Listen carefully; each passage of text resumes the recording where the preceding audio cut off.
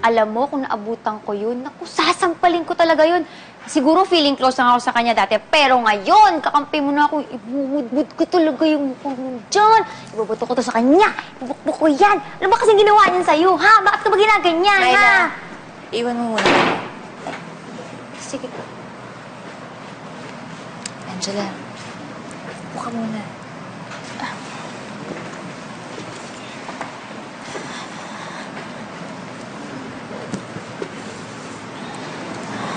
Nakita ni Tita Margaret may nangyari.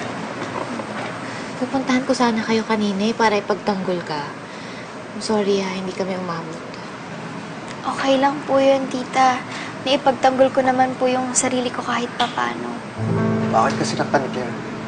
Iniisip niya naman po na may nangyayari na naman sa amin ni Calvin. Kung tutuusin nga, umiiwas lang ako kay Calvin eh. Baka war freak talaga ng Claire na yun, ano? Ano ba naman yan si Evelyn? Hindi niya pagsabihan yung anak niya. Ikaw tuloy nakakawawa. Angela, don't worry. We're not gonna take this sitting down. Ha? Hindi tayo papayag na maulit-ulit ito. Hindi kami papayag ng titularin mo. Ha?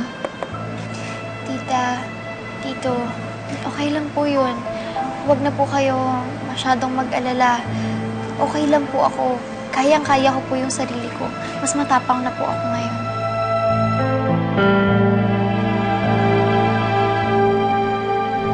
Ano nangyari, Calvin?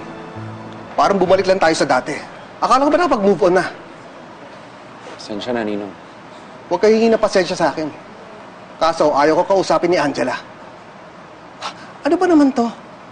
Gusto lang ng tao na bumalik dito ng maayos. Sana binigay niyo ni Claire yun. Don't get me wrong, ha? Hindi kita sinisisi. Pero sa lahat dito, ikaw lang pwede kong mausap doon sa babaeng yun. Huwag kayong mag-alala, Ninong. Ako nang bahala kong mausap kay Claire. Pero kasi kaya ko lang naman nilapitan si Angela kasi gusto ko mag-sorry sa kanya. Kung ayaw ko kausapin, hindi pwedeng pilitin. The least you can do now is talk to Claire. Ayoko na maulit to.